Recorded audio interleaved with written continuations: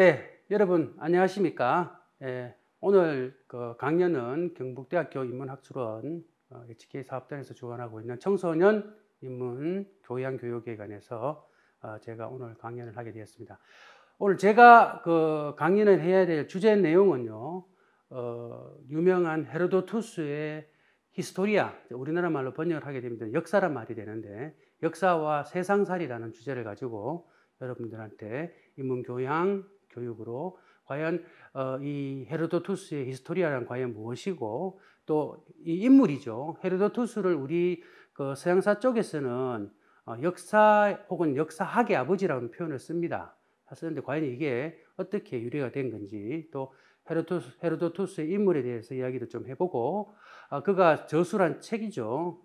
우리가 알고 있는 히스토리아라 불려지는, 역사라고 불려지는 책에 대한 이야기, 그리고 이거와 연관시켜서 현재 여러분들이 청소년으로서 세상 살아가는 과정에서 과연 히스토리아는 또 어떤 의미로 여러분들이 또 뭡니까 다양하게 응용할 수 있을지, 아니면 또 그 사실 다양한 여러분들 그 과정송에 있는 그 고등학교 중등 교육 과정송에서 또 이런 히스토리아 갖고 있는 의미 또 무엇인지 해서 포괄적으로 좀 두루두루 이야기를 나눠보도록 하겠습니다.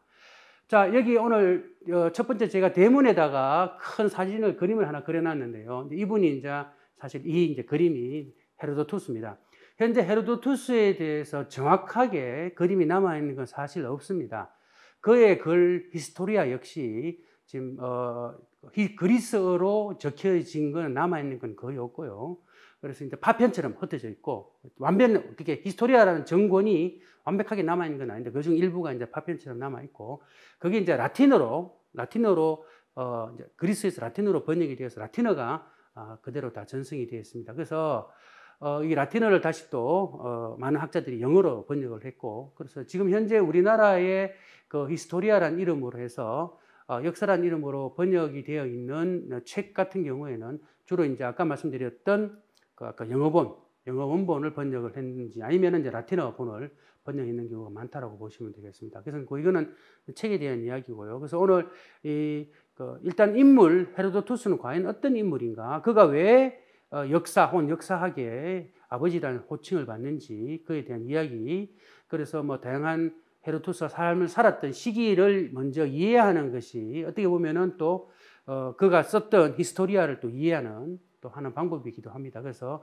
그가 살았던 삶의 그 기간 안에 있었던 다양한 이야기들, 포괄적으로 여러분들하고 이야기를 좀 나눠보도록 하겠습니다. 자, 여기 나와 있죠. 헤로도투스라고 불려집니다. 출신은 소아시아라고 되어 있는데 할리카르나소스라고 적혀 있고, 갈로 열고 터키 보드름하고 갈로 닫고 폴리스라고 적혀 있습니다.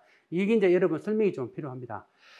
소아시아란 그러면 사실 아시아 지역에서 맨 왼쪽 서쪽에 있는 거죠. 지금 터키 땅이라고 보시면 돼요.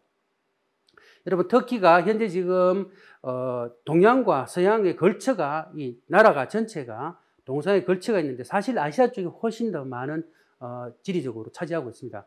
97%가 아시아에 있고, 나머지 한 3% 정도가 사실은 유럽에 가 있는데, 근데 터키는 아시다시피 더 이상 아시아 국가로 잘 안 보죠. 여러 면에서 터키는 앞으로 그 유럽 연합에도 지금 가입을 예정이 되어 있는 그런 나라이기도 해서 유럽 국가라고 전부 다 인식하고 있는 게 실제 현실이고요. 과거 역사를 보더라도 터키는 굉장히 오래전부터 유럽하고 더 많은 교류와 접촉을 가졌던 나라입니다. 실제적으로. 그러다 보니까 특히 소아시아 할리카르나소스라고 불려지는 이곳은 지명입니다. 지명이고, 이게 이제 현재 지명으로는 보드룸이라는 곳이 있는데요. 그래서 이러한 할리카르나소스에서 태어난 사람이 바로 헤로도투스라고 보시면 됩니다. 이 뒤에 이제 소아시아에 있는 할리카르나소스 폴리스라고 적혀 있죠. 이 폴리스는 영어가 아닙니다. 영어가 아니고, 영어면 당연히 경찰이지만 경찰 아닙니다. 오해하지 마시고. 여기 폴리스는 고대 히라보입니다. 이 폴리스가 우리나라 말로 억지로 번역을 하게 되면 보통 일반적으로 도시국가란 말로 번역이 돼요. 이 폴리스라는 게 사실 고대 그리스 시대에 등장했던 하나의 도시 형태로 있으면서 하나의 국가인, 정치와 경제, 사회, 문화에 굉장히 중요한 하나의 집단체가 되는데요. 이게 기원전 약 한 700년, 800년 전후해서 그리스 반도에서 굉장히 많이 발생을 합니다. 예. 이게 그리스 반도 안에서 진짜 우리가 여러 번 폴리스 하면 가장 그리스의 고대 그리스의 도시 국가하면 떠오르는 게 여러분 혹시 뭐 많이 떠오르실 건데 그중 하나가 아테네, 그죠? 그리고 아니면 스파르타. 이렇게 이런 나라들이 전부 다 과거 그 고대 그리스 시대에는 전부 다 하나의 도시 국가 형태를 이루었고 대표적인 게 바로 이제 아테네하고 스파르타가 되겠고요. 할리카르나소스 역시 여기 이제 폴리스 형태로 하나의 국가죠. 국가 형태로 됐다 보시면 됩니다. 사실 할리카르나소스는 그리스의 식민지 도시 역할을 했던 그런 곳이기도 한데, 하여튼 이렇게 사실 그리스 반도에 있던 폴리스가 아니라 그리스 반도에서 에게해 바다, 지중해가 넓은데 그 가운데 에게해 바다를 건너서 지금 터키 땅, 소아시아 지역이죠. 터키 땅에 있었던 하나의 도시 국가로 보시면 됩니다. 여기에 기본적으로 태어났다 보시면 돼요. 헤로도투스가 실질적으로 생존 시기가 기원전 480년에서 420년으로 되어 있는데 사실 약이라고 붙인 이유가 어느 누구도 정확하게 알 수가 없어요. 왜냐하면은 그에 대한 남아있는 기록들이 그렇게 많지 않기 때문에 그렇습니다. 그가 남겨놓은 히스토리아 안에도 자기 이야기를 그렇게 많이 하진 않아요. 그죠? 또 해보면 그죠? 사실 이 헤로도투스가 썼던 히스토리아 안에도 자기가 어느 정도 나이에 어디 갔다는 건 나와 있는데 그게 언제부터 대중이자 학자들 사이에서 추정을 해가 이때쯤 태어났을 거고 이때쯤 사망했을 것이다 라고 보통 이야기를 합니다. 그래서 약 한 60살 정도 살았던 걸로 추정이 되고요. 그래서 기원전 480년 정도 태어나서 기원전 한 420년 정도. 그래서 이때 당시에 소위 말해서 우리가 알고 있는 그리스 반도 안에 정말 그죠? 아테네 폴리스부터 시작해서 스파르타 폴리스, 테베 폴리스에서 다양한 폴리스들이 그리스 반도에서 활발하게 다양한 활동을 하고 있던 시대였다 보시면 됩니다. 사실 이 헤로도투스가 살았던 이 시기에 그리스 반도는 굉장히 중요한 역사적 사건을 경험하게 돼요. 그게 그 유명한 바로 그리스 페르시아 전쟁입니다. 혹시 여러분 고등학생들은 이 영화가 사실 묶여 있어서 보기 힘들지 모르겠네요. 요즘은 그런데 OCN 같은 데 하더라고요. 하도 오래된 영화인지 몰라도. 영화 300이라는 영화, 그리고 1편이 영화 300으로 나와 있고, 그리고 2편으로 해서 제국의 부활이라는 형태로 해서 2편이 나와 있는데, 영화 1편에 해당되는 제국의 부활의 그죠? 유명한 300명의 유명한 스파르타의 친위대죠. 레오디나스라 불려지는 스파르타의 국왕과 그에 따르는 300명의 무리들이 가서 페르시아 군대하고 싸우는 전투 이야기가 바로 그 유명한 영화 300의 배경인데요. 문제는 여기에서 이제 등장하는 이 스파르타 역시 여기 폴리스에 해당되고 그 영화의 배경이 됐던 게 바로 그리스 페르시아 전쟁입니다.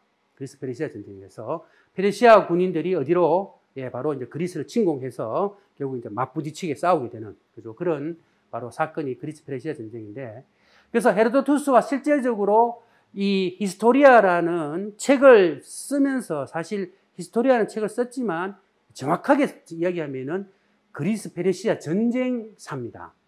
그래서 기본적으로 말씀드리고 싶은 거는 이 히스토리아 안에 기본적으로 내용들을 자세히 보시면은 전부 다 그리스 페르시아 전쟁에 대한 이야기가 있고, 이 히스토리아의 가장 중요한 서문에 해당되는 거죠. 서문에 해당되는 내용이 바로 이제 첫 장에 꼭 나오게 되는데, 첫 장이 바로 내가 왜 이 책을 남기느냐, 그 이유가 무엇인가에 대해서 나는 이래 엄청나게 큰 전쟁이 사실 그리스 페르시아 전쟁만 이야기하게 되면 보통 학자들 사이에서 조금 이견이 좀 있어요. 1차 그리스 페르시아 전쟁, 2차 그리스 페르시아 전쟁, 3차 페르시아 전쟁이라고 지칭하는 학자들이 있고, 어떤 학자는 1차 그리스 페르시아 전쟁이 실제로 페르시아가 해군이 오다가 에게해 바다에서 폭풍에서 바닷속에 가라앉아 버립니다. 그리스 반도로 오지도 못하고 그냥 에게해 바다에서 침몰돼 버려요. 많은 그리스 이제 사람들은 포세이돈이라는 그 바다의 신이죠. 자기 바로 그리스의 신인 포세이돈이 저를 물리쳤다라고 보통 그런 환호를 짓게 되는데, 하여튼 그 전쟁까지 치면은 3차례가 되고, 그 전쟁을 제외해버리게 되면은 보통 육상전에서 치르는 거는 보통 2차, 3차가 실제로 부딪히는, 그죠? 중요한 전쟁이 일어나게 됩니다. 그래서 사실 헤로도투스가 그리스 페르시아 전쟁을 얘기할 때는 주로 핵심된 내용은 2차, 3차를 다 포함하고 되고요. 특히 3차 그리스 페르시아 전쟁 이야기를 가장 많이 다루고 있습니다. 실제로 영화 300에 나왔던 그 전투인 이름이 테르모필레 전투라고 해서 굉장히 중요한 전투입니다. 그리스 연합군하고 바로 페르시아 군대하고 직접 부딪혀서 테르모필레라는 곳이 있습니다. 정확한 그리스 용어로는 테르모필라이라는 곳인데 이곳에서 결국 뭡니까? 영화에서 그래 나오죠. 딱 부딪혀가 싸우게 되는 바로 그 전투가. 근데 그 전투에 대한 이야기도 우리가 오늘 제가 소개해드리는 히스토리아 안에 상세히 기록이 되어 있어요. 상세히 기록이 되어 있습니다. 아마 그래서 영화 300을 제작하는 쪽에서 시나리오 작가 같은 경우에는 히스토리아를 참고하지 않았을까라는 추정이 가능해집니다. 일단 이렇게 여러분 이해를 좀 해주시면 좋을 거고요. 현재 지금 서양 고대사에서 우리가 지금 그죠 고대사에서 지금 이렇게 오래된 고문서로 남아 있는 경우가 사실 히스토리아가 굉장히 드문 경우예요. 여러분 옛날 고대 그리스인들이 남겨놓은 대부분의 그 여러 가지 작품들을 보면은 대부분 문학 작품이 시입니다. 시로 그 신탁이라 그러죠. 그리스인들은 여러 폴리스로 나눠져 있었지만 델피에 있는 아폴로 신전에 항상 신탁을 올립니다. 이렇게 공통된 특징이었죠. 그래서 항상 뭐랍니까? 어려운 일이나 뭐 미래를 알고 싶으면은 이렇게 뭡니까? 적어서 신한테 올리면은 신이 답을 줘요. 답을 주는데 그냥 글로 주는 게 아니고 시로 줍니다. 시로. 이렇게 운율이 있는 시로. 그걸 보고 이제 이해를 하는 거죠. 실제적으로. 그래서 등장하게 되는데 그 당시에 그 대부분의 남아있는 문학 작품들 일리아드, 오디세이라든지 호머의 굉장히 유명하죠. 가장 오래된 서양에 남아있는 문학 작품인데 일리아드, 오디세이 같은 것도 전부 다 시로 되어 있습니다. 시로 되어 있는데 근데 히스토리아는 시로 되어 있지 않아요. 전부 다 산문체입니다. 그냥 글이에요. 글. 그래서 상당히 그때 당시에도 글 쓰기 형식 자체가 운율이 있는 운문적 시가 아니라 산문 형태로 지어진 아주 어떻게 보면 굉장히 파격적인 그런 역사 서술 형식을 가지고 그 당시에 비해서 만들어진 게 바로 히스토리아라고 보시면 좋겠습니다. 자, 여하튼 이렇게 생존 시기가 480년부터 시작해서 420년 동안에 살긴 살았는데 이 사람이 그냥 할리카르나소스라는 폴리스에 앉아가지고 계속 그냥 글을 썼느냐? 그렇지 않았습니다. 이 헤로도토스는 정말 광범위하게 답사를 굉장히 많이 달아요. 실제로 이집트에 가서 피라미드를 보고 피라미드가 아마 지을 때 이렇게 짓지 않았을까 하고 이렇게 추정해서 글을 남긴 것도 있고요. 그래서 에게해를 중심으로 해서 많은 나라들을 실질적으로 돌아다니면서 답사를 많이 하고 그 답사에 대한 결과물, 기록물을 가지고 결국 답을 씁니다. 그래서 그리스 페르시아 전쟁의 원인을 밝히는 것이 정말 중요하다고 생각했었고 그렇게 밝힌 것들을 잘 남겨놓는 것이 바로 자기가 해야 될 자기 나름대로 뭘 했다 연구하고 탐구하고 관찰하고 했는 걸 가지고 이 책 한 권에 전부 다 기록을 하게 남기게 되죠. 그게 이제 그래서 우리가 일반적으로 헤로도투스 히스토리아가 상당히 넓은 지역까지 그게 단순하게 그냥 그 나라의 정치만 이야기하는 것이 아니라 각 지중해를 끼고 있는 여러 민족들, 국가들의 지리적인 부분, 풍습, 관습, 그리고 뭐 지형 이런 것까지 전부 다 상세하게 전부 다 여기 책에다 다 녹아 들어가 있습니다. 그래서 상당히 그런 면에서는 상당히 그죠 포괄적으로 폭넓은 실제로 발로 움직이면서 그걸 전부 다 글로 남겼다 보시면 되겠습니다. 그래서 약 30세 전후해서 이집트는 여러분 아시죠? 지금 이집트 나일강을 끼고 있는 바로 국가. 그리고 메소포타미아는 이거는 고대 히라버입니다. 메소 더하기 포타미아. 고대 히라버로 메소란 말은 고대 히라버의 접두사에 해당되는 어디 사이라는 뜻입니다. 어디 사이. 그게 영어 비트윈이라고 보시면 돼요. 포타미아는 두 강을 말합니다. 즉 메소포타미아란 말은 고대 그리스 사람들이 두 강 사이의 넓은 지역을 고대 그리스인들이 그냥 총칭해서 했던 말이에요. 우리가 유명하죠. 메소포타미아 문명이라고 해서 서양 문명 혹은 세계 인류 문명 가운데 4대 문명 가운데 하나가 바로 메소포타미아 문명입니다. 그죠? 그래서 바로 이 유프라테스와 티그리스라는 두 개의 큰 강 사이에 놓여 있었던 넓은 충적지, 평야지대입니다. 정말 곡식이 잘 자라는, 그죠? 이 지역을 전부 다 실제로 발로 뛰면서 움직입니다. 우르, 그다음에 뭐 다양한 이런 고대 도시, 그 메소포타미아 굉장히 오래된 그런 지역을 전부 다 돌아다니고, 페니키아 역시 마찬가지고요. 그리고 스키타에 지금 현재 우크라이나입니다. 흑해 위로 올라가죠. 그래서 굉장히 뭐라 그럽니까? 유럽의 특히 지중해 동쪽 지역하고 이런 지역을 실제로 여행을 하고 답사를 해서 거기서 얻은 지식과 관찰했던 것들, 그걸 가지고 전부 다 글로 남겨서 히스토리아를 저술하게 되죠. 그래서 이 히스토리아가 우리가 이제 역사란 말로 번역이 되는데, 여러분 영어 역사가 뭡니까? 히스토리죠. 바로 이거 영어 히스토리가 바로 그리스어 여기 히스토리아에서 왔는 어원입니다. 그 정도로 이 히스토리아가 어떤 의미를 가지고 있는지 굉장히 중요한 의미를 갖고 있겠죠. 그래서 서양사에서, 특히 세계사나 서양사에서는 이 헤로도투스를 역사 혹은 역사학의 아버지라는 표현을 씁니다. 여러분, 아버지, 학문에서 아버지 굉장히 많죠. 여러분들 들어본 아버지 가운데 어떤 뭐 아버지 혹시 기억나시나요? 저는 워낙 다양하게, 사실 우리 역사학에서는 역사 혹은 역사의 아버지는, 역사학의 아버지는 헤로도투스라고 보통 칩니다. 그 이유는 좀 이따 설명드리도록 하고요. 그 다음에 근대 역사학의 아버지라는 또 표현이 있어요. 일반적으로 우리 역사 전체를 말할 때는 역사의 아버지는 헤로도투스지만 가장 오래됐죠. 그게 기원전 사람이니까 오래된, 가장 나이가 많은. 하지만 19세기에 와서 근대 역사학이 하나의 학문으로 또 과학으로 자리 잡으면서 하나의 정확한 근대 역사학이라는 학문이 탄생이 됩니다. 그래서 이 근대 역사학의 아버지는 또 따로 있습니다. 레오폴드 폰 랑케라 불려지는 굉장히 유명한 독일의 비에스테는 굉장히 유명한 독일 역사가가 있습니다. 19세기, 18세기에서 19세기 걸쳐서 특히 19세기에 맹활약을 했던 굉장히 유명한 학자가 있습니다. 그래서 이 바로 랑케가 근대 역사학의 아버지라고 보통 이렇게 표현을 해요.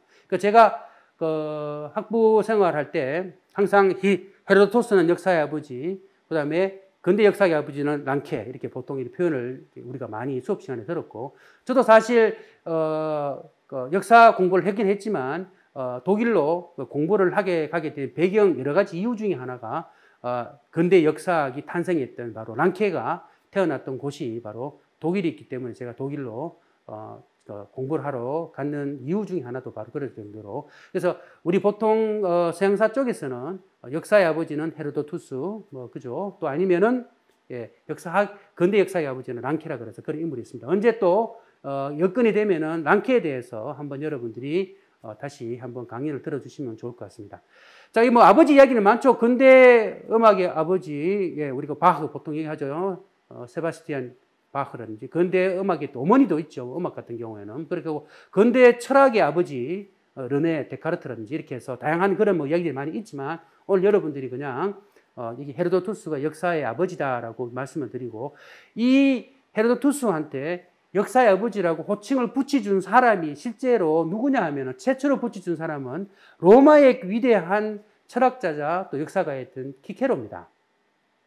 키케로가 뒤에 또 나오는데, 키케로가 자기가 쓴 책에다가 역사란, 그죠? 역사, 헤로도투스야말로 진짜 진정한 역사의 아버지다, 이 표현을 써요. 진짜 자기 글에다가 쓰게 되는데, 하여튼 실제로 이 헤로도투스가 역사의 아버지라는 별칭을, 닉네임을 받게 된 가장 큰 이유는 바로 히스토리아를 썼기 때문에 그렇습니다. 그럼 이 히스토리아 내용이 어떤 것이 있는가? 그죠? 도대체 그 안에 뭐가 있길래 그 한 명의 그리스의, 그죠, 학자를 그 넓은 역사라는 엄청난 이 과목의 최고봉인 아버지라는 호칭을 붙여줄까라는 말이 되겠죠. 그래서 여러분들이 지금 앞으로 제가 설명하는 것들은 전부 다 히스토리아 안에 있는 내용들과 어떻게 구성이 되어 있고, 그리고 히스토리아 헤로도투스에 대한 평가가 어떻게 됐고, 또 그죠, 유명한 이 히스토리아에 대한, 이 역사책에 대한 평가는 또 어땠는지, 이걸 중심적으로 생각을 좀 해보도록 하겠습니다. 제가 잠시 여기 보면은 책을 소개해 드릴게요. 이렇게. 여기 이제 두꺼운 책인데요. 우리 경북대학교 도서관에서 제가 잠시 빌렸습니다. 제 집에 책이 있는데 제가 일부러 제 연구실에 있어서 제가 잠시 가져왔는데요. 자, 이 책입니다. 이게 축기가 좀 되죠. 여기입니다. 이 책은 참병희 선생님이라 해서 우리 서양사학계에서는 굉장히 유명하신 분이 계세요. 라틴어를 워낙 잘하시고 영어도 잘하시는데, 이분이 굉장히 많은 책을, 그리스 책뿐만 아니라 로마 책까지 해서 많은 번역을 하세요. 그분이 쓰신 책이고, 최근에 이 히스토리아가 요 책 말고도 또 한 분이 더 번역을 하셔가지고 나온 책도 있긴 있습니다. 근데 혹시 여러분들 고등학생들 같은 경우에 특히 역사 쪽에 관심이 있거나, 사학과 쪽에 이렇게 조금 내가, 해보고 싶다. 아니면 내가 고등학교 때 수시 준비를 위해서 어떻게 된다? 뭔가 좀 해보고 싶다면 이 책 정도, 그죠? 사기에는 좀 부담스러울 수 있겠지만, 도서관 같은 데 가면 공공도서관에 한번 빌릴 수 있을 거예요. 책 하나 빌려서 한번 보십시오. 책 두께가 두껍기 때문에 두려워하지 마시고 필요한 부분만 보셔도 됩니다.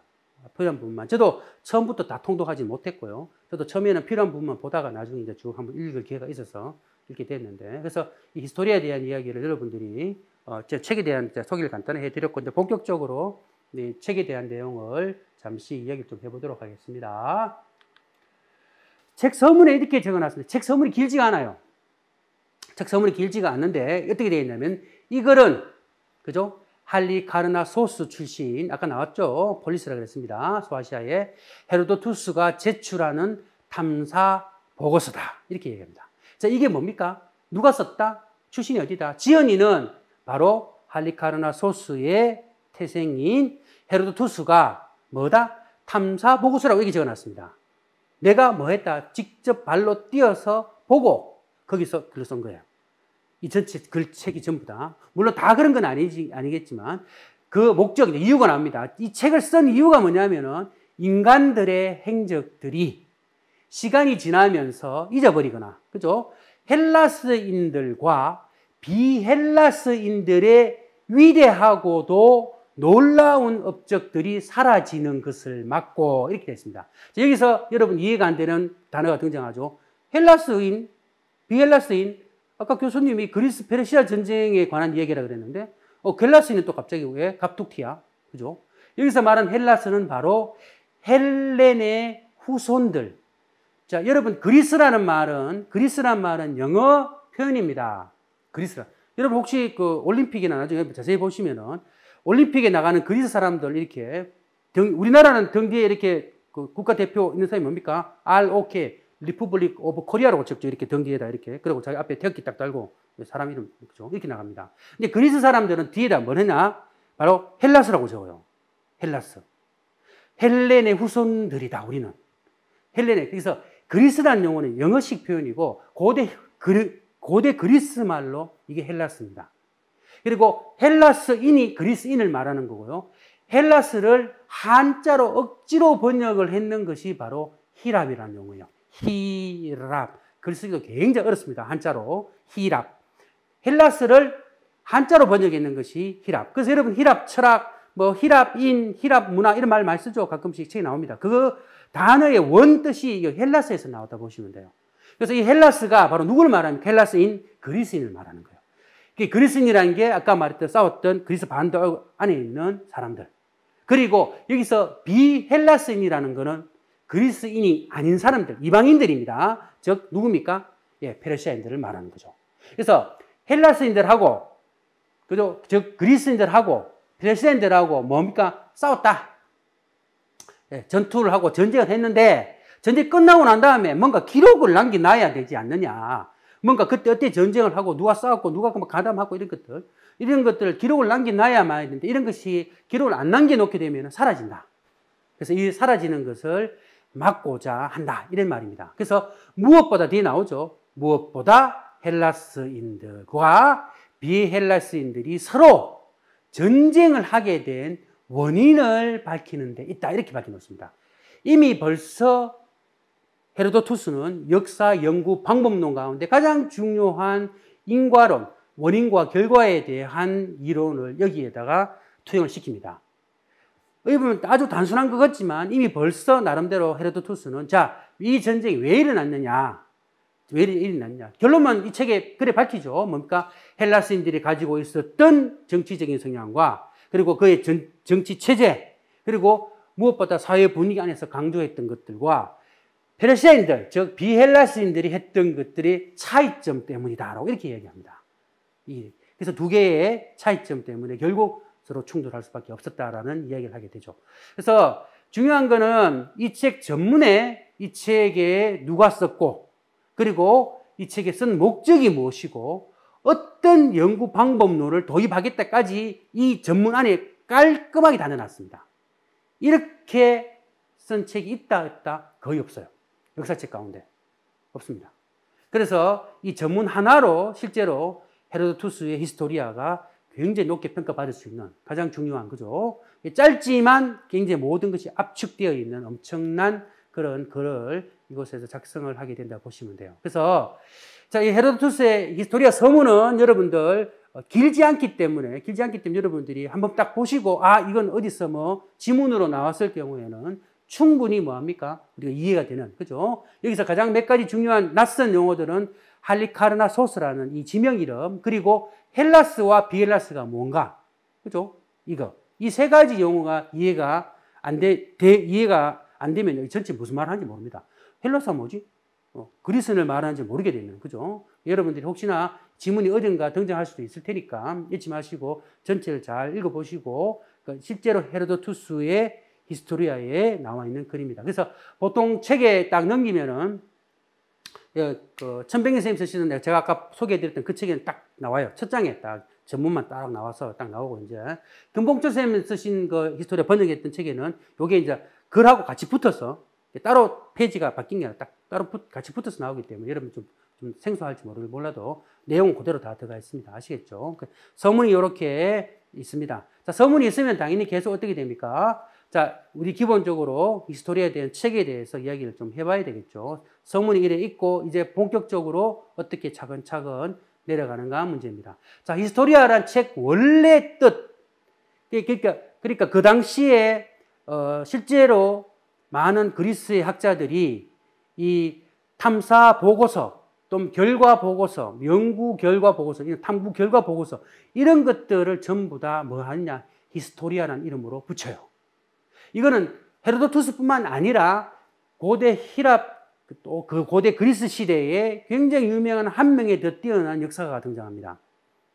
투키디데스라 불려지는 헤로도투스와 거의 쌍벽을 이룰 정도로 고대 그리스의 역사가 하면은 헤로도투스, 투키디데스 이렇게 나올 정도로 헤로도투스는 먼저 투키디데스보다가 앞선 시대에 그린 히스토리아를 적고 그 내용이 뭡니까? 그리스 페르시아 전쟁에 대한 이야기를 적고 투키디데스는 이 그리스 페르시아 전쟁 이후에 생기게 되는 펠로폰네소스 전쟁사를 히스토리아라는 이름으로 씁니다. 두 개의 책이 그리스 시대에 만들어진 역사서예요. 지금 가장 오래되어 있는 역사서라고 보시면 됩니다.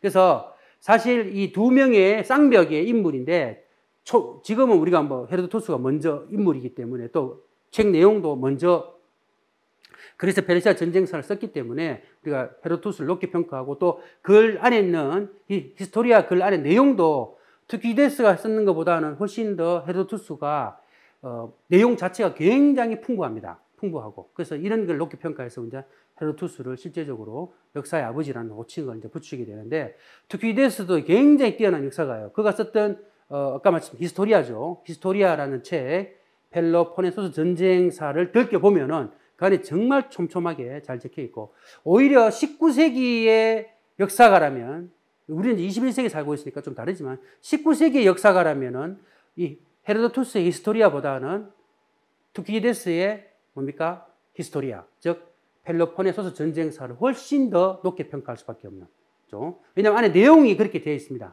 내용이. 헤로도투스 내용은 앞서 설명드리겠지만 훨씬 더 잡다한 이야기들이 많이 들어가 있어요. 한 민족의 풍습, 문화 이런 것들이 막 지리, 지형까지 다 들어가서 이게 역사 맞나 할 정도로 이런 부분도 많이 들어가 있습니다. 근데 그것이 실제로 어디 보면 히스토리아를 더 풍부하게 만들었던 내용들인데요. 하여튼 그래서 이 히스토리아라는 원뜻이 고대 그리스어로는 탐구, 추구, 혹은 탐구를 통해 얻은 지식, 혹은 탐구 결과에 대한 표현, 서술, 글로 이걸 기본적으로 히스토리아라는 말을 쓰고 그래서 오늘날 역사 혹은 역사학 학문이죠. 영역에 의미하는 것이 아니라 모든 포괄적으로 큰 틀에서 지식의 영역에서 탐구를 가리키는 일반적인 용어로 히스토리아를 그 당시에는 썼습니다. 지금은 우리 보통 히스토리아 이래 버리면 역사를 보통 의미해요. 히스토리의 의원이기 때문에. 하지만 지금부터 몇 년 전에 무려 2500년 전에 시대는 요게 히스토리아는 용어 자체가 다른 의미로 사용됐다고 보시면 좋겠습니다. 탐구란 뜻으로 그죠? 사용된다고 보시면 되겠습니다. 아시겠죠? 자, 그래서 헤로도투스가 살고 있던 시대 기원전 5세기 전후에서 400년도 왔다 갔다 이 시대에 그 시대가 어디 보면은 탐구의 시대 할 정도로 많은 사람들이 실제로 그리스 반도뿐만 아니라 그리스 반도를 넘어서서 여러 나라들을 탐구하면서 여러 가지 이야기를 많이 합니다. 사실 여러분 그리스 하면 떠오르는 게 사실 여러분 책 지금 고등학생들이나 중학생들 같은 경우에는 아직 여러분 책방 여러분 그 방에 공부방에 아직 책꽂이에 꽂혀 있을지 모르겠습니다. 저는 제 딸한테 이 책을 사주고 열심히 보라고 했는데 뭐 나중에 열심히 보더라고. 그 그리스 로마 신화 이야기 만화책 있죠. 그래서 실제로 그리스 하면은 뭔가 신화적 설명 방법을 굉장히 많이 썼습니다. 사실 히스토리아가 등장하기 이전에 대부분의 글들은 신을 중심으로 우리가 올림포스 12신부터 시작해서 신하고 막 연결되어 있는 막 온갖 잡다한 이야기들 뭐 사실 이런 이야기들이 굉장히 많은데 그렇지만 이 헤로도투스의 히스토리아가 등장하면서 이제 그때부터 산문이 등장하고 또 뭡니까? 신화적 설명 방식을 실제로 이제 비판하게 되면서 인간 세계 혹은 그 속에 또 자연 세계에 대한 걸 밝히게 되는 거죠. 그 중요하죠. 이때 당시에 그리스의 철학 형태로 먼저 신에 대한 설명 방식을 비판하면서 아르케라 그러죠. 만물의 근원. 그리고 우리가 보통 고대 그리스 자연주의 철학자 혹은 자연주의 철학자라는 표현을 쓰기도 하죠. 여러분 아는 그 다양한 탈레스, 그죠? 철학의 아버지라는 보통 표현을 쓰는데 바로 이 탈레스 같은 경우 물이 만물 근이다 할 정도. 이런 자연주의 철학자들이 먼저 시작을 합니다. 그들이 남겨놓았던 다양한 글들. 이 사람들은 실제로 이제 만물의 근원이 무엇인가, 아르케가 무엇인가를 가지고 계속 바뀌자 노력하게 되고 여기에 뒤에 등장했던 헤로도투스가 이런 그죠 이 글들을 히스토리아를 남겨가지고 탐구 보고서를 남기게 된 거죠. 굉장히 어떻게 보면은 그 그리스 반도 안에나 그리스 범주 안에서 굉장히 활발하게 이러한 탐구에 대한 시대가 진행이 됐다고 보시면 좋겠습니다. 자, 이런 과정에서 탐구에 대한 새로운 주제와 서술이 등장합니다. 이제 우리가 말씀드렸던 뭡니까? 우리가 말씀드렸던 다양한 형태의 서술 형태가 등장합니다. 그러니까 철학서적으로는 아까 말했던 아르케가 무엇인가, 만물의 근원이 물이다, 불이다, 공기다, 못해서 원소다, 이런 건 많죠. 그거는 고대 그리스 자연주의 철학가들이 하던 시대에서 조금은 약간 다르게, 그죠? 안에 책 내용도 다르고 서술 형식도 조금 그죠 다른 이런 형태가 등장을 합니다. 그러니까 탐구 주제 자체가 이제는 뭡니까? 자연의 근본 원리가 무엇인가에서 이제 어떻게 됩니까? 바뀌는 거죠. 인간의 과거 행적이 어땠고, 그리고 서술 형태도 전부 다 시로 적히던 것에서 뭐로 바뀝니까? 자, 글로. 우리가 일반적으로 쓰게 되는 산문 형태로 글이 쭉 쓰여지게 되는 거죠, 실제적으로. 그죠? 그래서 이러한 산문 형태로 글이 만들어지게 됩니다. 이게 이제 이렇게 시작을 해서 과거에 있었던 또 다른 형태의 뭡니까? 새로운 글들이 등장을 하게 되는 거죠. 그래서 여기 나와 있는 실제로 그 산문 작가들, 로고그라포이라 그러는데 이런 사람들 가운데에서 몇몇 그죠 이런 히스토리아가 그런 아마 저술하고 행적에 영향을 받은 걸로 이렇게 추측을 학자들 사이 하고 있습니다. 그래서 자기가 최초로 산문을 쓴 건 아니지만 그죠 산문 작가는 아니지만 헤키타이오스라는 이런 산문 작가들 그런 썼던 저술이나 이런 것들에 아마 헤로도투스와 영향을 받아가지고 왜 나도 그러면은 남들같이 시로 쓰는 거 쓰러 쓰지 말고 나도 뭡니까 헤키타이오스처럼 나도 산문으로 내 탐사 결과 보고서를 쓰겠다. 그래서 이런 영향을 받은 걸로 학자들이 추정을 하고 있고 그래서 산문 작가들의 저술이 아마 헤로도투스의 역사 서술의 아주 중요한 하나의 근본 바탕으로 깔려 있다고 보시면 돼요. 그 당시에 대부분의 사람 작가들이 시로 씁니다. 운문 작가들이에요. 시로 쓰고 신탁조차도 시로 받았습니다. 실제로. 그죠? 여러분 영화 300 다시 돌아가 영화 300에도 그런 장면 나오죠. 레오디너스가 이거 신탁에 올린 그죠? 신한테 올린 장면도 나오는데, 그래서 그리스의 반도에 있는 많은 폴리스들은 실제적으로 이렇게 이제 신한테 물어보는 거죠. 무슨 큰 일이 있을 때마다 이렇게 물어보고 그걸 신탁으로 사실 봤습니다. 그죠? 여튼 간에. 하지만, 서서히 새로운 서술 양식인 산문들 작가들이 등장하게 되고, 이 산문 작가들이 썼던 체계의 그 형식을 헤로도투스가 이제 가지고 와서 히스토리아를 제작하게 되는 거죠. 그죠? 여러분, 그렇게 이해를 해주시면 좋을 것 같습니다. 자, 그렇다면 헤로도투스가 갖고 있는 탐구라는 의미는 무엇인가? 말 그대로 히스토리아라는 용어 자체가 그 당시 고대 그리스 시대의 내용으로는 탐구라는 의미라 그랬잖아요. 그죠? 그럼 탐구가 뭐냐? 전문에도 그래 적어놨지만, 탐구가 갖고 있는 의미가 무엇인가? 저술의 목적이 인간의 일이 기억에서 사라지는 것을 막고, 그리고 뭐합니까? 세상에 알린다. 이 말입니다. 탐구가 나를 해서, 탐구해서 그걸 문자화 시켜 놓으면은, 그거에 됩니까? 인간의, 신의 영역 같으면 다르겠죠. 신은 영원히 기억하고 있을 거니까. 하지만 인간의 일이 기억에서 딱 남아서 그것이 그 다음 세상에 알려주기를. 상당히 교훈적인 목적도 여기 포함되어 있죠. 투키디데스 같은 경우는 자기 그 히스토리 안에다가 명확하게 밝힙니다.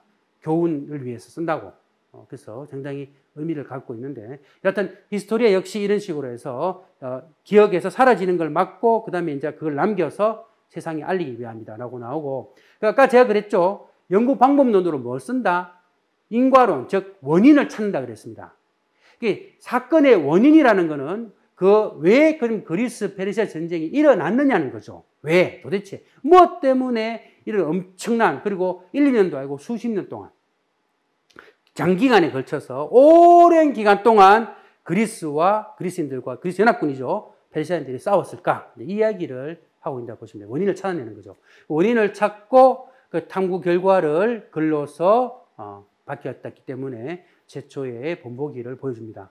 지금도 여러분들 역사책 볼 때마다 항상 역사적 사실에 대한 원인이 무엇인가, 그리고 결과가 무엇인가, 그 원인과 결과 사이에 또 어떤 관계가 또 있는지, 이런 원인 때문에 또 이런 결과가 생기게 되고, 이런 결과는 또 그 다음 사건의 원인으로 어떻게 작동되는지, 이런 걸 쭉 밝혀내는 거죠. 사실 그래서 인과론이라 불려지는 이 연구 방법론이 상당히 역사학에서는 아주 중요한 연구 방법론으로 알려져 있습니다. 여러분들도 역사, 세계사나 한국사 책 공부할 때 여러분들 무조건 주구장창 암기만 하지 마시고요. 특정한 사건에 대한 원인이 무엇인지, 조선시대의 원인이 무엇이고, 또 그 어떻게 경과 과정을 거쳐서 어떤 식으로 결과로 되고, 이 사이사이에 어떤 인물들이 또 역할을 했는지, 이런 것들을 쭉 이렇게 흐름에 따라서 체계적으로 이해를 하시면 훨씬 더 암기가 수월해집니다. 아시겠죠? 그런 것들 하나의 공부의 팁이라고 보시면 되고요.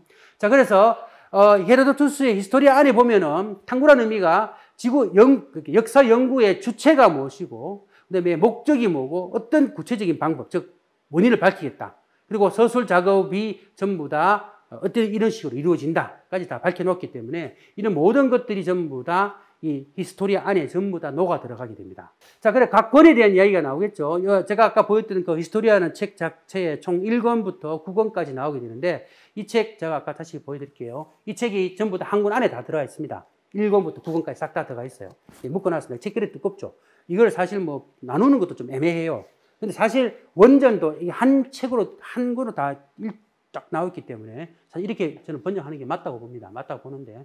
근데 일단 후대 학자들이 나누어 놓았던 거, 이제 나름대로 이렇게 권을 나누었겠죠. 나눌 때는 나름대로 의미 있게 나눴다 보시면 됩니다. 이제 남아있는, 이렇게 의미 있게 나누었는 권을 보면은 일본의 페르시아 전쟁에 관한 신화적 사례, 이 페르시아 전쟁이 일어나기 전에 어떤 사례가 신화 안에서 신들이 또 어떻게 저렇게 치고받고 싸우는지, 저 그리스 신들하고 또 페르시아 신들하고 막 이렇게 싸우는 이야기, 그리고 역사적 사례가 또 없었는가. 그죠? 그래서 이런 다양한 고대의 동방에 있었던 페르시아인들과 또 그리스인들하고 사이에서 또 이렇게 이렇게 막 이렇게 팽창하고 서로 전쟁하고 이런 것들 이야기가 1권 안에 다 들어가 있어요. 1권 안에. 요거 이제 실제로 그리스 페르시아 전쟁 들어가기 전에 사전에 이미 과거에 그리스 페르시아 전쟁 이전에 이런 다양한 것들이 있지 않았을까 해서 자기가 찾아서 이렇게 글로 집어넣었다 보시면 되고요. 2권부터 3권까지가 유명했던 뭡니까? 페르시아의 감비세스죠. 유명한, 이 감비세스라는 페르시아의 국왕입니다. 국왕이 이집트를 정복하고, 그 다음에 에티오피아까지 막 건너와서 원정을 하는 이런 이야기들이 전부 다 2권 안에서 3권까지 다 나오게 돼요. 그래서 이게 이제 페르시아에 대한 이야기입니다. 페르시아가 얼마나 팽창적인 증거를, 가장 전쟁의 원인이 그리스인들은 그리스 반도에 잘 살았어요. 소아시아에 이렇게 건너와가 서로 교역도 하면서, 지금 터키 땅하고 교역도 하면서 에게해를 바다에 왔다 갔다 하면서, 사실 아테네 같은 경우에는 대표적인 해상 도시 국가죠. 그래서 사실 육지 자체가 땅이 척박하기 때문에 그리스 반도 자체가 특정 지역을 제외하고는 굉장히 지중해성 기후 때문에 곡식의 우리가 밀 키우는 게 굉장히 힘들어요. 밀도 뭐 건조 지역이 잘 자라고 있긴 하지만 대부분이 이제 이 나라 그리스 반도에서는 대부분 주로 없는 주 농업이 바로 올리브 나무 키우는 거하고 포도나무 키우는 거예요. 올리브하고 포도나무 키우는 거. 이 두 가지가 가장 그죠? 그리스 시내도 여러분 유명하죠. 그죠? 포도나무를 신으로부터 받아가지고 그리스인이 살았다 할 정도로 그죠? 이렇게 나오게 되는데 여하튼 이 올리브하고 그리고 포도를 키워서 거기서 나오는 올리브 열매와 또 포도를 해서 포도주를 만들어서 그걸 뭡니까? 다른 나라 그죠? 아주 비옥한 곳에 가서 주고 뭘 받아옵니까? 자, 그래서 곡식을 또 받아오는 이런 교역 활동을 통해서 아테네가 그러니까 계속 국가를 유지하게 돼요. 이게 중요하죠. 근데 문제는 이렇게 되는 아테네하고는 다르게 사실 페르시아 같은 경우에는 실제적으로 그리스 반도와 그리스인들 그리스 반도 에게해 정도를 무대로 삼았는데 페르시아는 동쪽에 있으면서 끊임없이 팽창을 합니다. 막 번져나가요. 그래서 이 그리스 페르시아 전쟁의 원인 중에 하나가 이제 문제는 뭡니까? 페르시아인들이 어디로 갔다? 서쪽으로, 소위 말해서 소아시아 쪽으로 팽창했던 거하고 거기에 그리스의 폴리스들이 있었다. 이게 충돌하게 되는 거죠. 충돌하게 되기 때문이라고 해서 이권 상권에는 이 페르시아인들이 갖고 있었던 기본적인 뭡니까? 여러 가지 전쟁을 통한 정복이라든지 팽창 부분을 설명하고 있어요. 실제적으로. 이렇게 보시면 될 것 같고요. 그 다음이 상권에 들어가면 이제 페르시아의 그죠? 다리오스라 그러는데 바빌론하고 리비아하고 티라키아 같은 게 정복하는 거하고 그리고 이제 사실 이게 바빌론하고 리비아하고 트라키아 같은 정도 정복했다는 말은 그 소아시아까지 전부 들어왔다는 거 보는 거예요. 그래서 그러면서 소위 말 그리스 폴리스들을 이제 정복하게 되는 거죠. 그렇죠? 정복하게 되면서 거기에 있는 그리스 폴리스들이 이제 막 저항을 하게 되는 이오니아라 그러는데 이오니아 지방에 있던 여러 폴리스들이 실제로 이제 봉기하고 그걸 또 뭡니까 페르시인들이 또 진압하게 되는 그죠? 그렇게 된다고 보시면 돼요. 그리고 여기다가 마르도니오스의 그리스 원정까지 있었다라고 표현을 쓰게 되는데 사실 이런 마르도니오스의 그리스 원정이 이제 소식 일반적으로 1차 그리스 페르시아 이제 가다가 사실 바다에 깔아는 그죠? 그런 형태라고 보시면 되고요. 그다음에 이게 이제 상권에서 6권까지가 페르시아가 실제로 팽창을 해서 실제로 이제 그리스 반도까지 와서 팽창을 해서 여러 나라들을 정복하는 이런 사례를 보여주게 되고, 그 다음에 이제 7권부터 9권이 그 유명했던 뭡니까? 크세르크세스의 그리스 원정이 등장합니다. 이 크세르크세스의 원정 이야기가 우리가 알고 있는 이제 그리스 페르시아 전쟁이 가장 또 중요한 부분이 하나죠. 그래서 페르시아 키로스에서 왕 이름입니다. 키로스 왕에서부터 시작해서 크세르크세스까지 약 한 80년 동안의 역사를 쭉 바뀌놓고 특히 크세르크세스의 이야기, 즉 페르시아 이야기를 하면서 이때 이제 그리스 원정을 떠나는 이야기를 하게 되는 거죠. 그래서 사실 크세르크세스의 그리스 원정 이야기가 이제 우리가 알고 있는 그리스 페르시아 전쟁에 대한 이야기입니다. 그래서 이때 7권, 9권 보면 여러분 진짜 그리스 페르시아 전쟁 얘기가 쫙 다 나와요. 그 안에 어떻게 전쟁을 하고 뭐 이런 데 어디들 뭐 가고 어들 뭐 만을 건너고 그 지명을 보면은 굉장히 그 고대 그리스 지명 원지명을 그대로 많이 썼기 때문에 좀 읽기 곤란한 부분이 있지만 그런 지명은 지명으로 이해하시고 넘어가면 됩니다. 실제로 그런 분들이 있다 보시면 되고요. 이제 그래서 그 이외에 이제 이런 페르시아 전쟁 이야기가 가장 히스토리 안에 가장 주된 내용이라 보시면 되고요. 하지만 페르시아 전쟁 이외에 대한 내용도 이 책에 풍부하게 많이 들어가 있습니다. 물론 이 책에 대한 근본적인 배경은 헤로도투스가 그리스 페르시아 전쟁에 대한 원인을 밝히는 거라고 돼서 가장 많은 부분이고 가장 공을 많이 들였던 부분이 바로 그리스와 페르시아에 대한 이야기가 많이 들어가 있는데 그래서 그거 말고도 그 이외에 다양한 이야기도 많이 들어가 있습니다. 그 대표적인 게 이제 여기 나와 있는 바빌론의 이야기라든지 고대 이집트 이 부분은 저도 즐겨봤던 부분 중에 하나예요. 헤로도투스가 고대 이집트를 직접 갔던 걸로 저술되어 있습니다. 가서 피라미드 앞에서 봅니다. 야, 피라미드, 우와, 크다. 정말 이렇게 웅장하게 되는 거 보고, 야, 이건 어떻게 만들었을까? 해가지고, 뭡니까? 헤로도투스가 거기다 글로 남겨놔요. 아마 이렇게 만들었지 않았을까? 그래서, 뭐, 노에 얼만큼 들여가지고, 뭐, 얼만큼 기간 동안 얼만큼 만드는 걸로. 그래서 사실 이렇게 되어 있는데, 고대 이집트의 피라미드를 직접 눈앞에 두고 자기가 글로 썼는 걸로 추정이 됩니다. 최근 역사가들의 연구 결과를 보면은, 쓰긴 썼는데 이 부분은 진짜 고대 이집트에 갔을까라는 의무점을 다하는 학자들이 조금씩 등장하기 시작하고, 특히 헤로도투스가 썼던 가운데 가장 그 진실하고 그게 사실하고 동떨어지는 것이 이 부분이 아닌가라고 추정하는 사람도 있긴 있습니다. 왜냐하면은 최근 들어 가지고 이 고대 이집트의 피라미드 연구가 활발하게 일어나게 되면서 단순하게 이 피라미드가 노예의 수십만 명을 들어가지고 파라오라고 불려지는 이집트의 왕이 막 전제정치를 막 펼쳐가지고 쌓는 그런 무덤이 아니다라고 최근에 연구 결과가 속속 등장합니다. 그래서 이 부분은 너무 오랫동안 우리가 헤로도투스의 피라미드 제작 방식을 신봉했다, 잘못됐다는 거죠. 최근에 그 유물 유적이나 이런 것들 발굴되는 거 보면은, 그래서 최근 들어간 이거에 대한 반론도 많이 등장을 합니다. 그래서 이 부분에 대해서는 좀 아직도 논란이 좀 있다 보시면 될 것 같고요. 그리고 이제 사곤의 리비라든지 사곤의 또 스키타이라든지 이런 것들이 전부 다 이 안에 다 들어가 있습니다. 실제적으로. 그래서 각 지역에 있는 그 지역의 다양한 민족들, 종족들, 그 지역에 살아있던 지리, 그리고 풍습, 종교, 역사 이런 것까지 전부 다 해서 전부 다 포괄적으로 이 지중해를 둘러싸고 있었던 다양한 국가 혹은 민족들의 지리, 지형, 풍습, 역사, 종교까지 해서 이런 걸 전부 다 포괄적으로 이 책에 다 담아놓게 돼요. 그래서 단순하게 그냥 역사 연구 원인이 뭔가를 밝혀놓는 것이 아니라, 물론 서문에는 그래 밝혀놨지만 포괄적으로 역사 지리, 역사 문화까지도 포괄적으로 포함해서 전부 다 밝혀놓음으로써 사실은 역사에 가장 보면은 고대 지중해 이야기를 하면서 헤로도투스의 히스토리아를 인용하지 않고는 안 되는 가장 기본 인문서로 되어 있습니다. 그래서 사실은 서양사, 서양 고대사를 한다고 그러면요, 우리 한국사 공부하실 때 역사학者사이에서 한국사 공부하면 삼국시대, 그죠? 신라 고구려 백제 삼국시대 얘기하면서 삼국사기하고 삼국유사를 보지 않고는 그래도 말이 안 된다는 것처럼, 서양 고대, 특히 그리스 시대 이야기, 특히 그리스 페르시아 전쟁 이야기하면서 이 히스토리아를 보지 않고는 안 될 정도로 굉장히 중요한 인문서라고 보시면 되겠습니다. 아시겠죠? 이게 이제 실제적으로 책 안에 있는 내용과 전문에 대한 이야기, 그리고 뭡니까? 어떻게 구성이 되어 있다.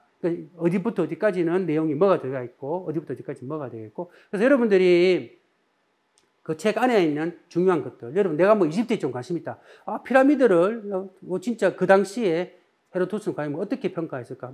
저는 특히 2권 같은 거 자주 봤었어요. 이 안에 2권 부분 많이 보고, 아니면은 9권 마지막 부분이 하면 7권에 가면은 그 테르모필레 전투 이야기가 등장합니다. 막 이렇게 싸우는 이야기 막 등장하고, 8권하고 이런 뒷부분에 진짜 실제로 7, 8, 9권이 실제로 그리스 페르시아 전쟁이 본격적으로 막 나오기 때문에 그런 부분들 굉장히 많이 보게 되죠. 실질적으로는. 그죠? 그래서 이렇게 해서 여러분들도 이 책이 워낙 거의 뭡니까?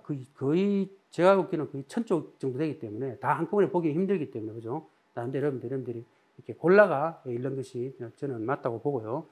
일단 이렇게 해서 일단은 역사 히스토리에 대한 기본적인 구성과 내용은 일반적으로 이렇게 또 이야기를 합니다.